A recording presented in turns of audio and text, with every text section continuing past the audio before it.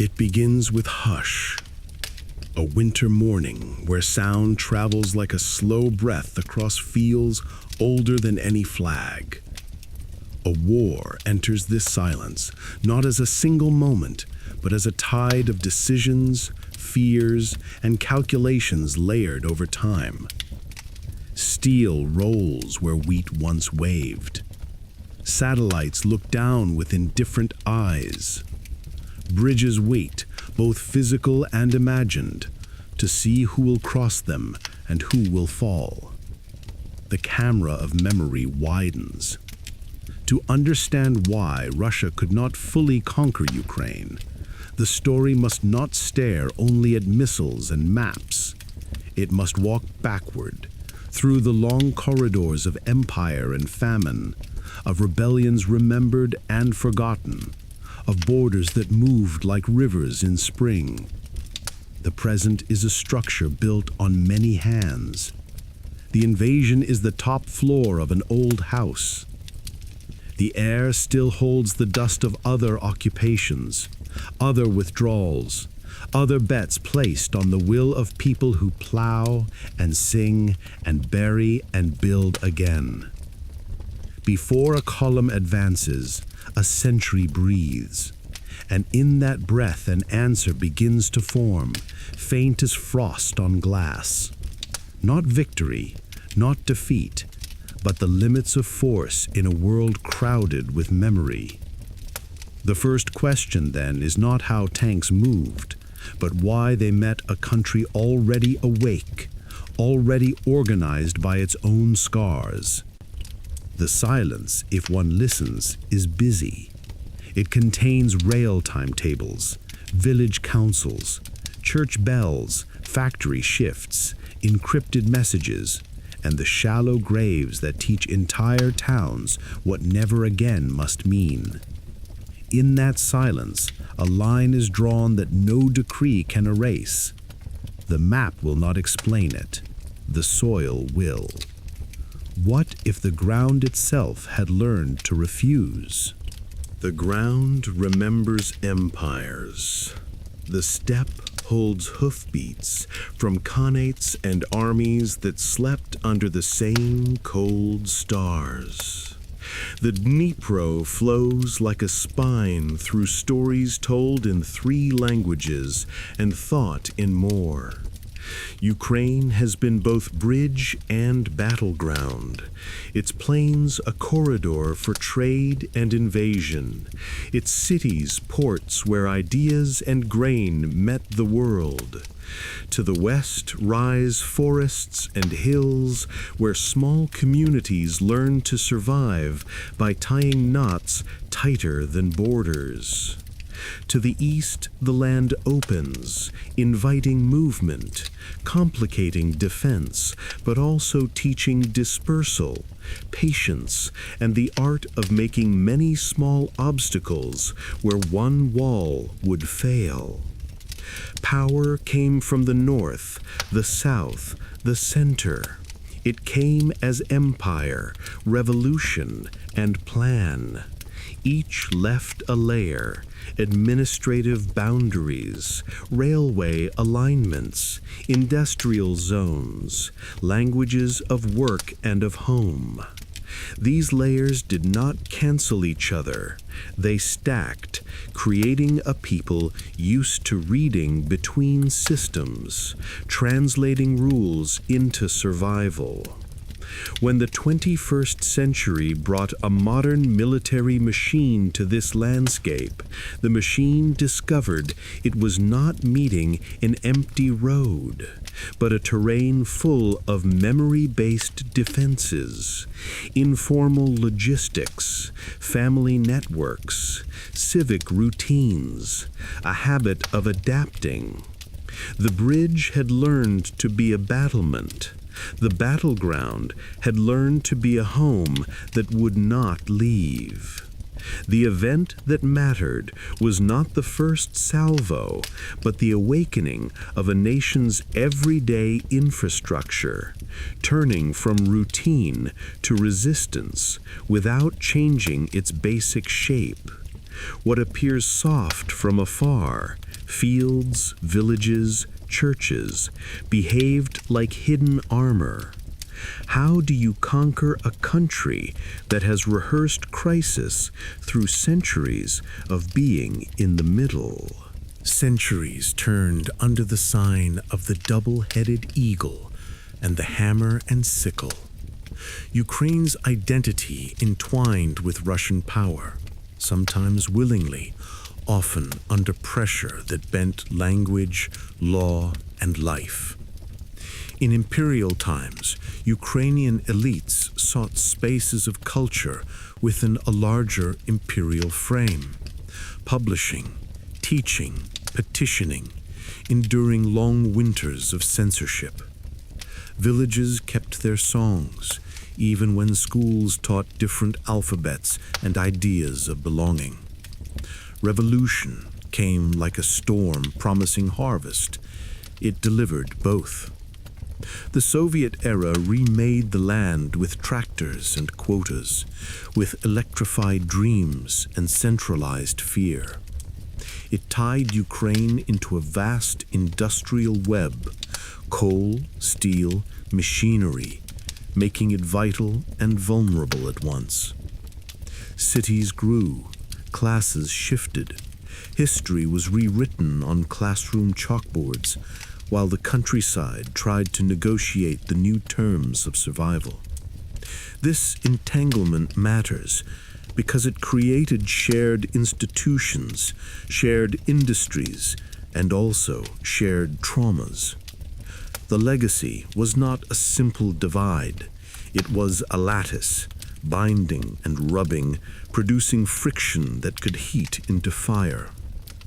When later political crises shook the region, people reached into that lattice and pulled different threads, some to hold on, some to break free. The long event, slow and quiet, was the building of an identity that had both overlap and separation, making any conquest a problem of untying living knots rather than marching to a finish line. To occupy such a society required not only troops, but a plan for governing many layered loyalties, for which no map key existed. What happens when every district contains memories that contradict the uniforms on its streets? The famine years carved the deepest groove. In the 1930s, collectivization and terror starved the countryside, rearranging life by force and by hunger. Entire villages lost names. Families learned to distrust abundance because it had to be hidden to survive. After the Second World War, the land absorbed more grief. Front lines moving, cities smashed, people displaced by orders stamped in Moscow or Berlin, and the ruins rebuilt under 5-year plans. Memory of suffering settled like dust that never washed off. It produced two contrary lessons. Do not anger a state that can starve you. Do not trust a state to feed you. Both made Ukrainians cautious in public and stubborn in private, investing hope in small circles, family, church, village council, a trade union with a good organizer. Independence in 1991 arrived with relief and uncertainty. The Soviet scaffolding stood empty, and new forms had to be built fast. Oligarchic wealth grew, corruption set its rhythms, but local civic habits also matured, learning to call mayors to account, to fundraise for schools, to volunteer during floods and fires. The country learned to mobilize laterally without waiting for an order. When war returned in a modern form, this memory of starvation, of rubble, of improvisation, offered a shield that was not visible on satellite recon. The shield was endurance. The rhythm was patience. The result was simple to say and hard to break. People would stay where they were, and they would help one another persist. Could any army seize a place where the habit of staying outweighed the fear of staying? The modern conflict did not begin in 2022.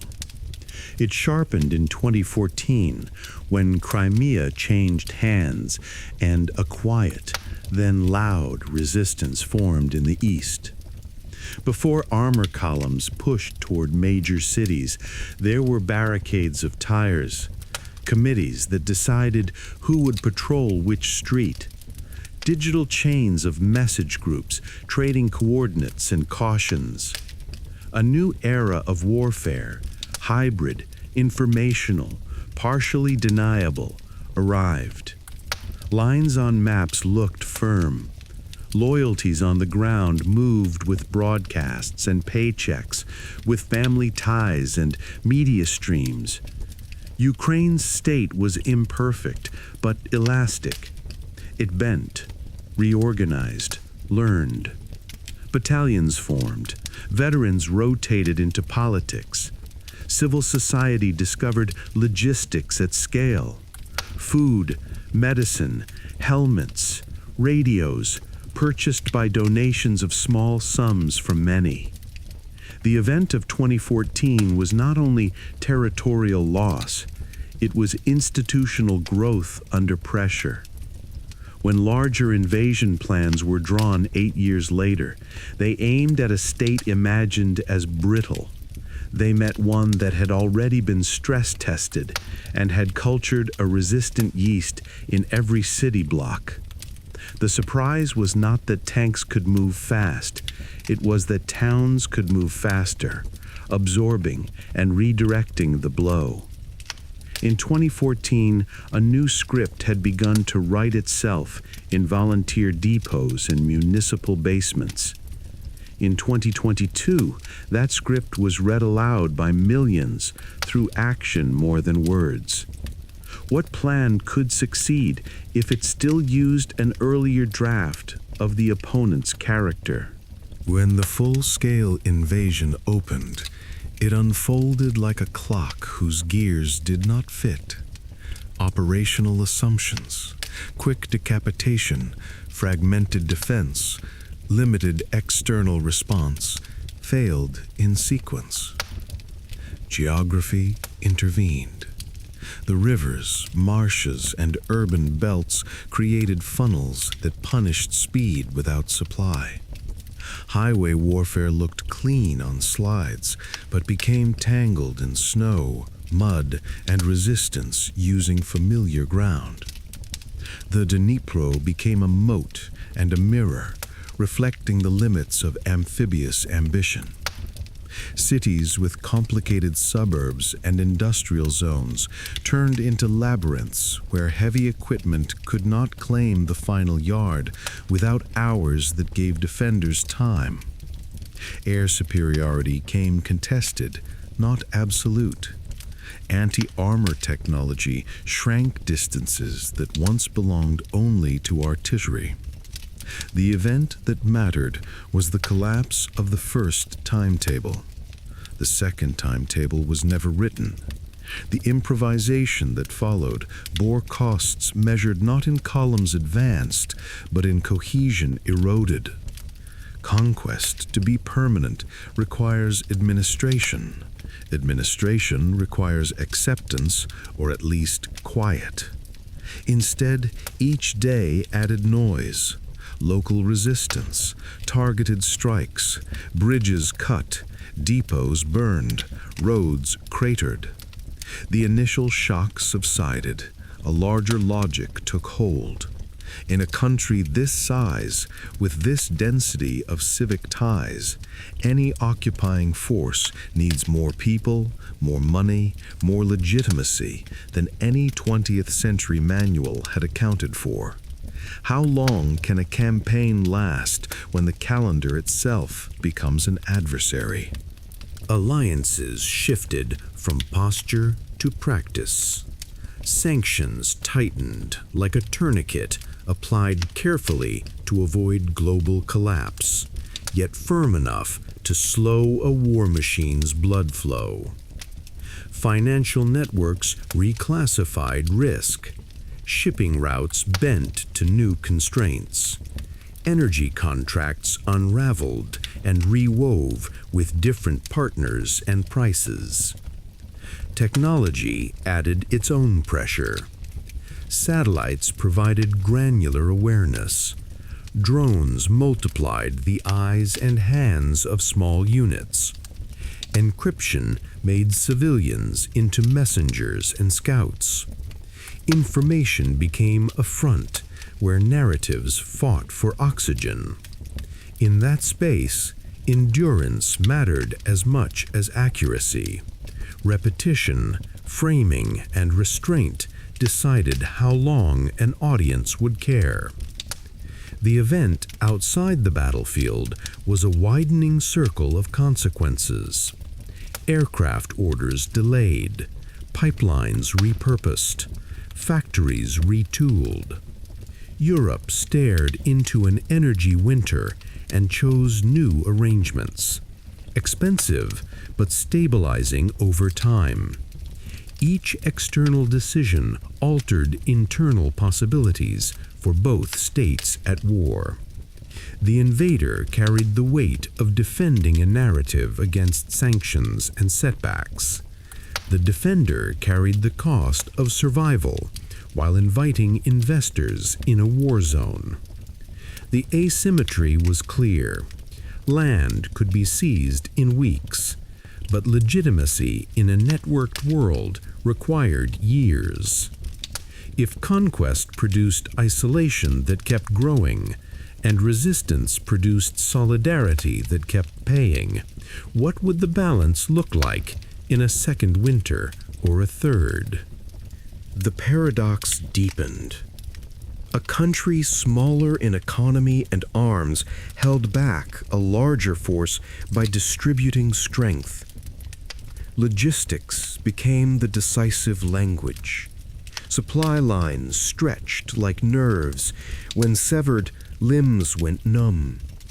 Corruption, an old companion in many systems, acted as sand in gears.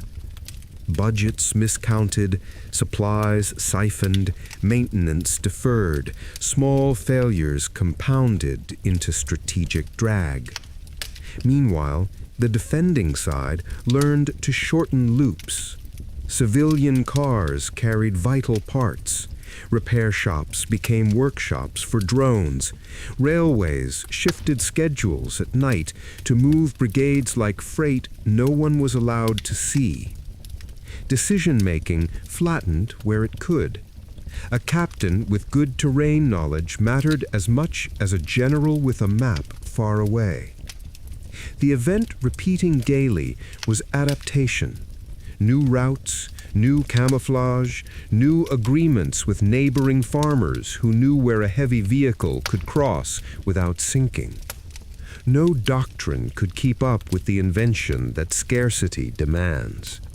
The larger army still possessed artillery and mass, yet mass stumbled when it met a society that multiplied small advantages faster than mass could respond.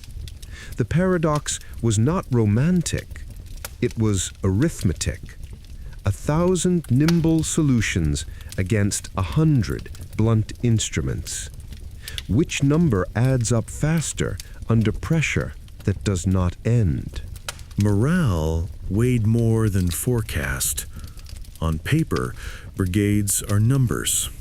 In life, they are communities under arms. Civilians who stayed in cities under bombardment gave soldiers a purpose beyond orders. A baker opening at dawn, an old woman watering a courtyard garden, a child doing schoolwork in a corridor. These scenes turned defense from a task into a cause, On the other side, conscripts and contract soldiers watched promises collide with reality. Rotations lengthened, justifications thinned. The war's meaning had to be renewed daily. Media images tried to supply that meaning. Funerals subtracted from it. The event within hearts was persistent choice, to continue under fear, to obey without conviction, to lead without certainty. Leadership mattered not by eloquence, but by competence. Keeping food delivered, rotations honored, mail arriving. Morale is logistics for the spirit. When it fails, units move but do not believe. When it holds, they endure beyond calculation. The defending nation had an anchor, the idea of home. The attacking force had a task, the idea of order. Home, even damaged, proved heavier. Each night under sirens, each morning with power restored one more time, strengthened a chain that no estimate could quantify. If the will to stay becomes the strongest supply line, how do you cut it? Human resilience defined the texture of the war.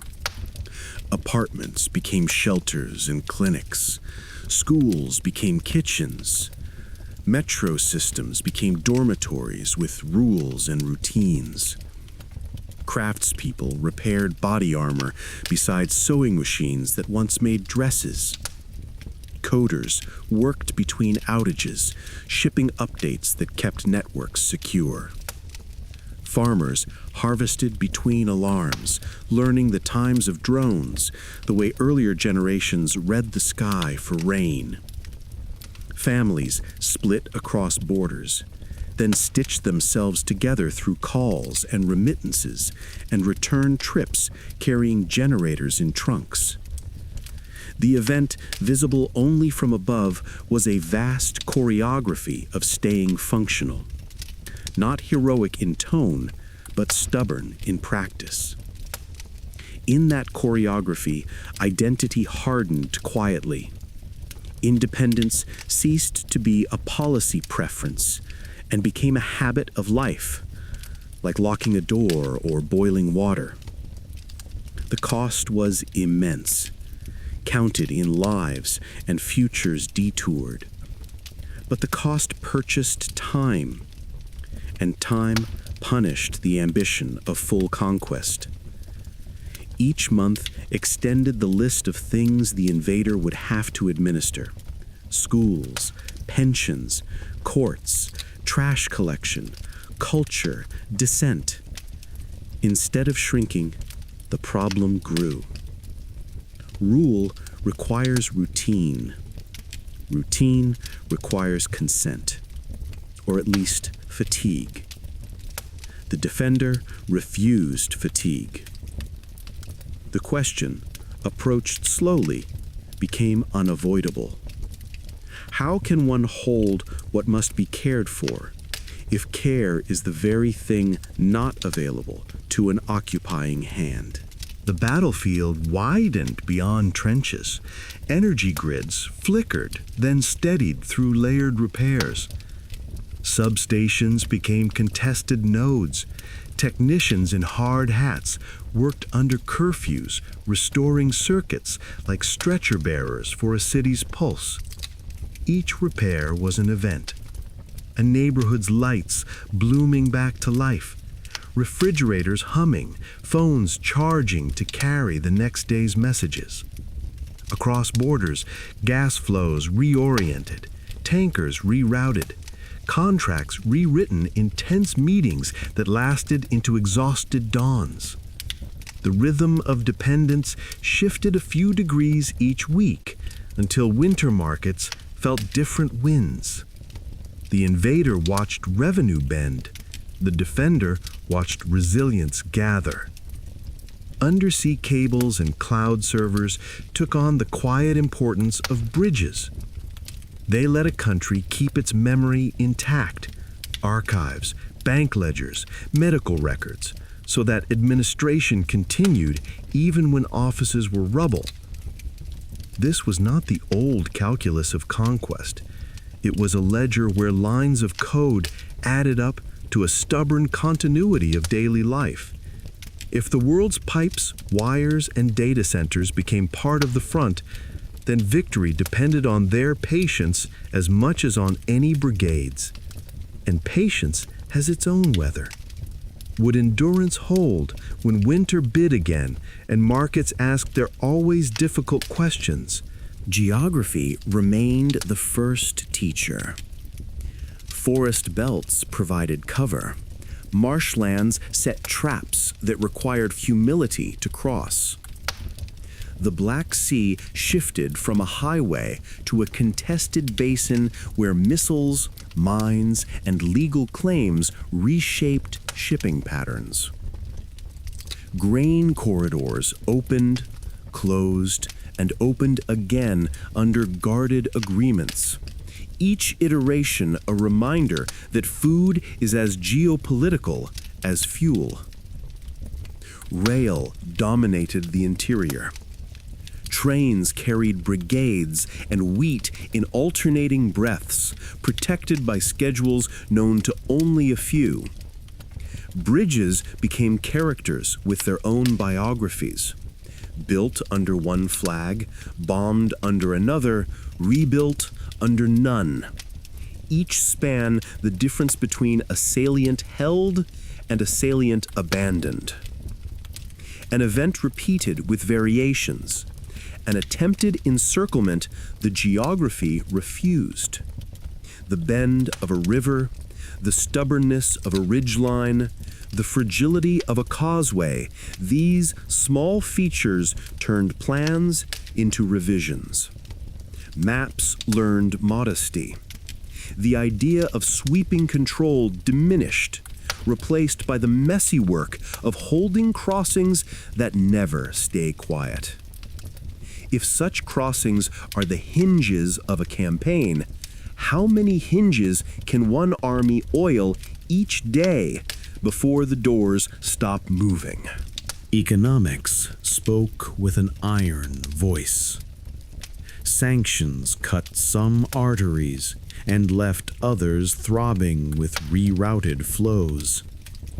Substitution began.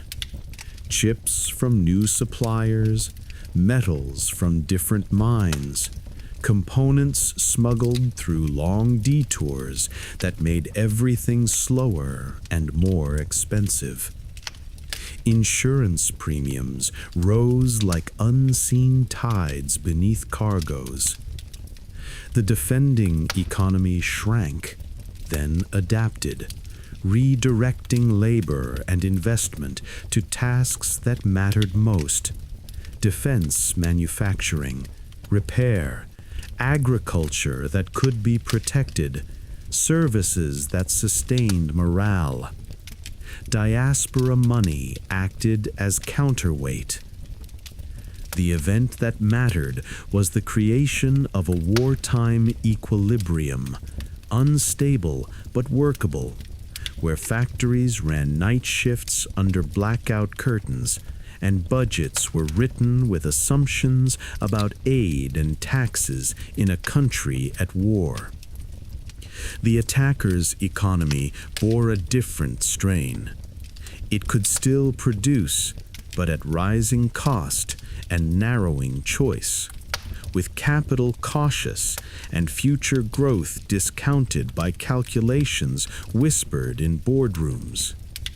A long war is a test of balance sheets as much as of brigades. If every month is a new line item, what happens when the ledger itself becomes a battlefield that cannot be captured by tanks? Information flowed like a second river. Algorithms decided what millions would see each morning. Governments tried to bend those currents with statements, leaks, and carefully timed admissions. Photos of destroyed armor and wounded buildings competed with satellite imagery and charts of ammunition stocks. The defenders' narrative centered on survival and law, the attackers on security and history.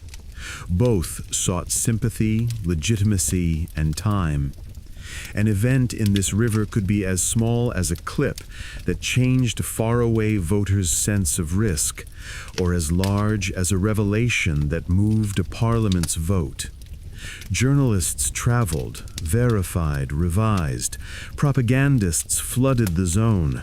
Fact-checkers built small shelters in a storm no one could fully map. The omniscient view found only one constant.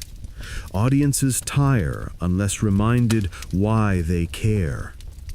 The defender solved this by pointing to ordinary life, the attacker by promising stability to those who feared change. But stability looked less convincing when missiles redrew skylines. If attention is the fuel of support, and attention is finite, who learns to pace their story to outlast the fatigue of a world that scrolls? Command and control showed their human seams. Orders issued at distance lost texture on contact with wet fields and frozen culverts.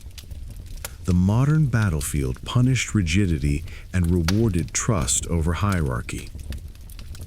The defender experimented with small unit autonomy, letting local knowledge decide minutes that mattered, while strategic goals remained centralized. The attacker often defaulted to templates that had worked elsewhere, discovering that templates break under motivated opposition with good data. The event inside the machine of war was a transfer of initiative downward. Junior officers and sergeants carried authority that previously lived 2 ranks above. With it came error and brilliance in equal measure. The cost of bad minutes rose. The return on good minutes multiplied. War therefore became a contest in training, culture, and tolerance for improvisation. This is harder to reform than a supply chain. It asks institutions to trust their own edges. If one side cannot or will not, how can it conquer a society that has made its edges sharp and quick? Law reasserted itself in grim ways. War crimes investigations opened. Prosecutors gathered fragments from phones and bomb sites, building cases that would move through courts for years. The existence of these cases changed behavior on the margins. Some orders softened. Some escalations paused. Some targets spared or chosen with more care. International law is often called slow. Here, its slowness was a form of persistence, a promise that documentation would outlast the fog. The defender leaned on law as shield and compass. The attacker weighed law as constraint and narrative burden. The event was not a single trial, but a growing archive that measures power differently by what it must answer for. This archive traveled across servers and treaties, across NGOs and state institutions, accruing witnesses and signatures. Conquest, which imagines itself clean in decisive battle, found itself messy in the face of future courts. If the end of the war will not end the questions, how does one govern territory under the certainty that accountability will keep walking toward the door? Diplomacy performed its long play. Neutral countries calibrated language, allies synchronized packages of support, adversaries tested boundaries with proposals that sounded reasonable until they were examined against facts on the ground. Summits produced communiques that mattered precisely because they represented coordination across many calendars. The attacker sought to split coalitions, the defender sought to weld them tighter. Each embargo clause, each aid tranche, each training program was an event measured not in headlines, but in altered capacities months later. China watched, weighing principles against interests, probing whether precedent here would be precedent elsewhere. Regions beyond Europe and Russia judged the conflict through memories of their own: colonialism, non-alignment, the cost of choosing sides. The war thus became an exhibit in a global debate about order. Conquest struggled in a hall where many judges sat, each with different histories. If legitimacy is a currency minted by many, can any army print enough of it alone? Industry adapted. The defenders' workshops learned to fix what they could not replace, to make from commercial parts what once came from specialized factories. 3D printers joined lathes, small labs calibrated optics. Universities offered their corridors to prototypes that would be tested by afternoon. The attacker increased production of artillery shells and missiles, but faced supply constraints at the level of precision components and trained labor. Factories can run, but skills take years to grow. The event repeated. A drone built in a garage that found a target more expensive than itself. A cruise missile intercepted by a defense battery assembled from many countries' contributions. The arithmetic favored the side that could scale ingenuity faster than the other could scale mass. This skewed the battle's logic away from decisive breakthroughs and toward accumulations of small advantages. If the future of war is a contest between adaptable ecosystems, how does a conquest strategy survive in a garden that keeps reseeding overnight? On occupied ground, administration strained. Schools faced curricula battles. Pensions were paid in new currencies. Courts were reconstituted with unfamiliar oaths. Each measure met quiet resistance. Parents withdrawing children, clerks delaying paperwork, teachers feigning compliance while teaching the old material at home. Policing filled the gaps with fear, but fear produced more evasion than obedience.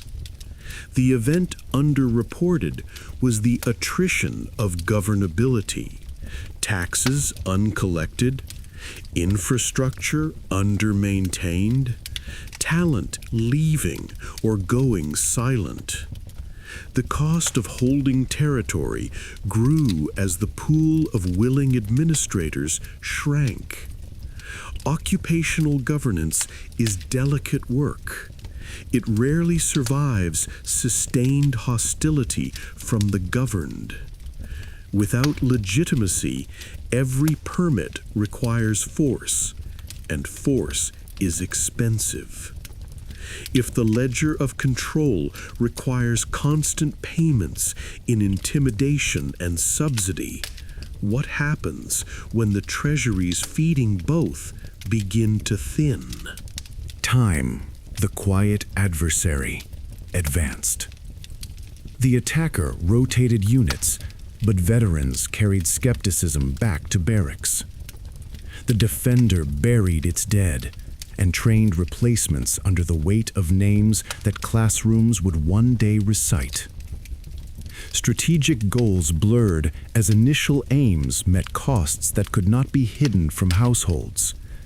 In parliaments and kitchens alike, patience was tallied against pain. Yet the consequence was asymmetric. For the defender, time sharpened identity.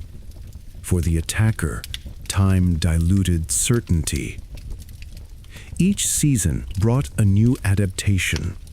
Better air defenses before spring planting, more efficient repair brigades before autumn rains, deeper shelters before the next winter's first siren. The event that defined the war's middle period was not a single offensive, but a spreading acceptance that total conquest was slipping from the realm of possibility into the archive of miscalculation. Plans were adjusted in private, public words remained firm, but the ground knew. It held against boots and promises alike. If time is the element that empires have most often misread, what answer will it write here in the margins of a map that refuses to stay conquered? Winter arrived with the sound of grids breathing through their teeth. Power plants rationed output. Neighborhoods rotated darkness like a communal burden. Generators learned the language of courtyards. Candles turned dinners into quiet rituals of endurance. Repair crews mapped the city as veins, jogging from substation to substation with lists that grew longer each hour. The attacker's strategy treated electricity as leverage. The defender treated electricity as a promise to keep, even at 2 a.m. under a hard blue frost. Far away, traders revised spreadsheets. Futures markets priced fear, then recalibrated as supply chains found odd, resilient paths. The event inside this winter was a lesson in elasticity. Heaters set lower, offices staggered shifts, factories hummed in off-peak slots like monks keeping vigil. The hoped-for collapse did not arrive. Instead, an economy learned to distribute discomfort without surrendering core function. In that recalibration, the calculus of conquest shifted. Interrupting life is not the same as stopping it. If a society can live at 70% for a season, what plan survives its refusal to drop below 60? Mobilization exposed the texture of both states. On the defender's side, enlistment centers filled with those who felt the line between house and front was already thin. Training fields became laboratories of necessity, where experience cycled back into doctrine each week. On the attacker's side, decrees moved through regions unevenly. Some districts complied quickly, others delayed, and the social contract creaked where promises met the arithmetic of risk. Families weighed duty against a future they could no longer picture in crisp outlines. The event repeated with quiet gravity. Buses leaving at dawn, papers stamped, boots issued, phones surrendered. Numbers shifted on charts, but the real movement occurred in kitchens and barracks, where fear converted into discipline or erosion. Conquest requires cohesive projection of force. Cohesion is a human alloy. If too much base metal enters the mix, resentment, confusion, doubt, how strong can the blade remain when it meets a shield tempered by purpose? The sea became a ledger of contested messages. Warships altered their routes. Ports counted grain in guarded columns. Insurance clauses bloomed into dense paragraphs that ruled which hulls would sail and which would wait. Minds drifted like forgotten signatures of earlier decisions, and coastal communities learned to watch the water with new caution. Drones traced arcs above waves. Maritime law squared itself against improvisation that cared little for footnotes. Each safe passage agreement was an event of delicate engineering, trust bolted together from escorts, inspections, and the willingness of distant capitals to guarantee what nature could not. Food shipments left and arrived, slower but steady, softening the shock to nations far away whose bread depends on black soil they might never see. Conquest once spoke boldly from decks. Now it whispered through logistics contracts. If the ocean is a courtroom where tonnage argues with time, which side can afford to keep paying the court fees when the verdict never becomes final? Industry on both sides met the long grind. The defenders' factories split their days between repairing machines that had no replacement parts and fabricating what the manuals claimed could not be fabricated. Apprentices grew into specialists under the tutelage of urgency. The attackers' plants increased volume where they could, but choke points emerged at points invisible to slogans. Optics precisely ground, bearings that failed after hours they were never designed to run, technicians retiring faster than they could be replaced. The event hidden in spreadsheets was wear, not only of equipment, but of institutions built for tempo, now asked to live at strain. Maintenance became strategy, the side that could keep its fleet, its rails, its air defenses at 90% function, outlasted plans that imagined decisive moments. This, then, was the quiet verdict the machines delivered. Conquest is a marathon disguised as a sprint. Who survives the disguised distance when the pace car has already vanished around the bend? In cities under occupation, daily life became a referendum with no polling stations. Currencies competed in wallets. Languages shifted depending on who stood nearby. Symbols appeared on walls at night and disappeared by morning. Administration tried to standardize, but standardization requires compliance, and compliance cannot be purchased forever with fear and subsidies. Teachers weighed lessons against surveillance. Doctors balanced oaths with new reporting requirements. Priests measured prayers with caution. The event that mattered most was departure, the quiet decision of those who could to leave, and of those who could not to withdraw in place, doing the minimum that kept families safe while preserving something unspoken. Conquest imagines people as territory. Occupation discovers they are currents. If they flow away, physically or inwardly, what remains to govern besides empty streets and brittle ceremonies? External actors refined their roles. Aid packages grew more technical. Training calendars moved from urgent to routine.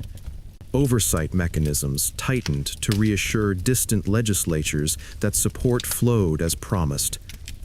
Sanctions, tested for loopholes, were repaired like a roof after a storm. Patch, inspect, patch again. Alternative trade corridors hardened into habit, altering maps of investment in ways that would outlast the war. The event in diplomacy was persistence, a dozen small meetings that collectively replaced a single grand bargain. Coalition management became a craft, balancing domestic politics, strategic patience, and the careful avoidance of thresholds that might trigger wider conflict. The result favored the defender's central aim, to exist. The attacker, seeking to impose terms, found the circle of tolerable options shrinking. If international order is a machine that resists sudden shocks by absorbing them into routine, how does conquest proceed when routines have been trained to neutralize it? Information, which never sleeps, learned new tricks. Deepfakes blurred edges, verification tools sharpened them, and audiences oscillated between skepticism and credulity. The defender curated transparency, inviting observers, sharing data sets, building a public record of events, one file at a time.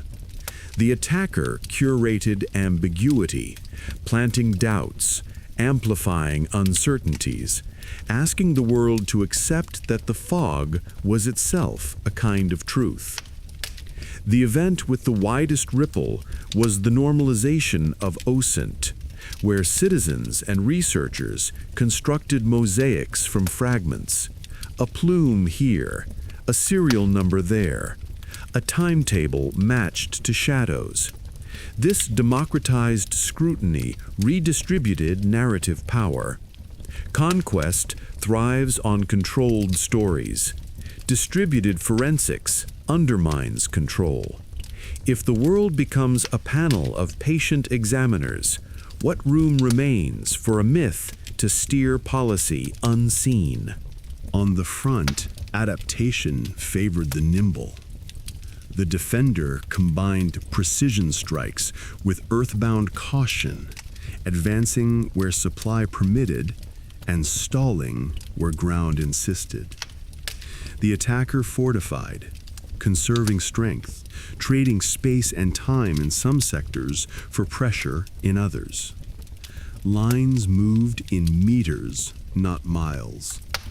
Seasons drove tactics more than declarations did. The event soldiers felt in their bones was the attrition of haste, the realization that speed without support becomes retreat with casualties.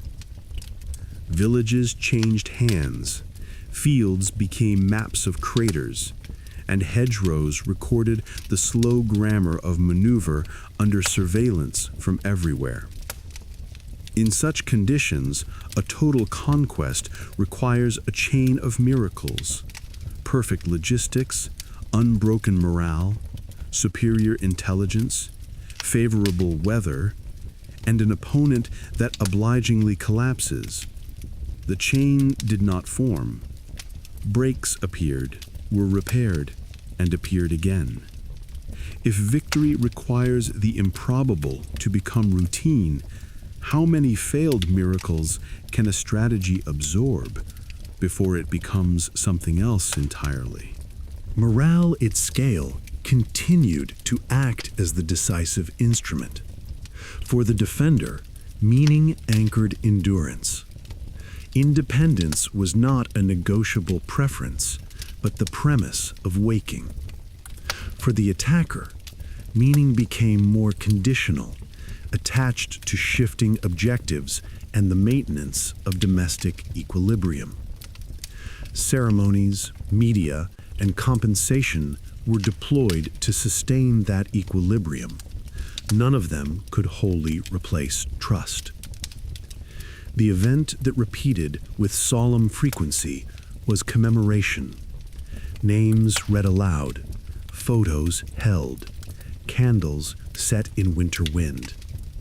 Grief did not dilute resolve, it thickened it, making retreat feel like a betrayal of those already carried away by the river. Conquest seeks to exhaust an opponent's will. Here, exhaustion refueled it. If will deepens with loss, and loss is inevitable in a long war, what calculus remains for a conqueror that hoped time would do the work of persuasion? The war's ripples redrew more than borders. Energy policy in Europe shifted from dependency to diversification. Supply chains learned to factor geopolitics as an everyday variable, not an exception. Emerging powers mapped the conflict onto their own narratives about sovereignty and interference, drawing conclusions that would shape their votes in other halls on other questions. Defense industries across continents accelerated, investing in production lines whose outputs would not arrive for years, implying a long horizon of caution. The event difficult to notice day to day, yet unmistakable in aggregate, was the birth of a new normal. A world less confident in quick resolutions, more committed to layered deterrence, and alert to the limits of force in a transparent age. In such a world, conquest is not only immoral, it is impractical. But impracticalities can still be pursued at great cost. The question sharpening at the edge of every policy memo was simple and heavy. How long will this lesson need to repeat before it is finally learned? Technology's quiet revolution continued beneath the thunder of artillery. Commercial satellites refreshed imagery with the regularity of weather, turning fields into coordinates and convoys into time-stamped records. Civilian apps morphed into wartime utilities. Navigation tools became mine avoidance guides. Delivery platforms became micro-logistics hubs. Each iteration compressed the distance between knowing and acting. The attackers sought to degrade this nervous system with jamming and strikes on servers. The defender dispersed and redundantly backed up everything from medical databases to cadastral maps, so that no single loss became fatal. The event that mattered was latency. How many seconds lived between detection and response, between a broken transformer and a replacement rolling in under tarp? Where latency shrank, control grew difficult for an occupier who needed gaps to rule. Where latency expanded, the defender felt the pinch and built new workarounds. The contest settled into an invisible race measured in milliseconds and spare parts. If the tempo of information governs the tempo of force, who ultimately writes the clock? Culture fortified where concrete could not. Libraries migrated to digital vaults. Museums wrapped their bones and icons. Theaters rehearsed in basements, then performed for soldiers and nurses in rooms smelling of antiseptic and tea. Songs old and new braided private sorrow into public resolve, and language, fluid across centuries, stiffened into a marker of choice rather than inheritance. The attacker's cultural claims referenced a shared past. The defender's practice insisted on a distinct present. Neither could erase the overlap, but overlap did not imply submission.